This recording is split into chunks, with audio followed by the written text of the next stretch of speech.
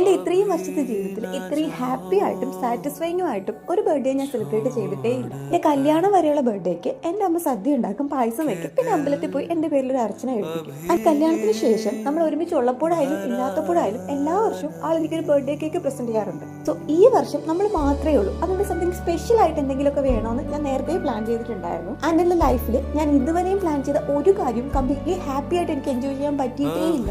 അത് മാത്രമല്ല, എന്റെ കാര്യങ്ങൾക്ക് ഞാൻ അത്രത്തോളം പ്രയോറിറ്റി കൊടുക്കാത്ത ഒരാളും കൂടെയാണ് ഞാൻ. അതുകൊണ്ട് തന്നെ ഈ വർഷത്തെ ബർത്ത്ഡേ എന്നും ഓർമ്മയിൽ നിൽക്കണമെന്ന് പ്ലാൻ ചെയ്തിട്ടുണ്ടായിരുന്നു. എന്റെ അതിൽ കൂടുതൽ എനിക്ക് ടെൻഷൻ ആയിരുന്നു. ബിക്കോസ് വളരെ ചെറിയൊരു മൈന്യൂട്ട് കാര്യം മതി എന്റെ മനസ്സ് വിഷമിക്കാൻ. അതുകൊണ്ട് തന്നെ എന്തെങ്കിലും ചെറിയ കാര്യങ്ങൾ സംഭവിച്ചാലും അന്നത്തെ ദിവസം മൊത്തത്തിൽ പോകുമെന്ന് എനിക്ക് അറിയായിരുന്നു. കഴിഞ്ഞാൽ എന്തോ എല്ലാ കാര്യങ്ങളും ഒത്തിണങ്ങിയ ഒരു ദിവസമായിരുന്നു.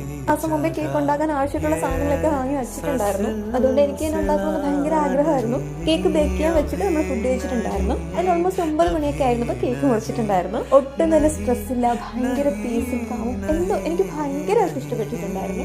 എൻ്റെ ലൈഫിൽ ഞാൻ ഒരിക്കലും ഈ ഒരു ബർത്ത്ഡേ ഇനി മറക്കാനും പോയില്ല. ഇതേ കണക്കിന് ഒരു ബർത്ത്ഡേ സെലിബ്രേഷൻ എൻ്റെ ലൈഫിൽ ഉണ്ടാകുമെന്നോ ഇല്ലെന്നോ ഒന്നും അറിയില്ല. അപ്പൊ ഇന്നത്തേക്ക് ഇത്രയേ ഉള്ളൂ. ബൈ.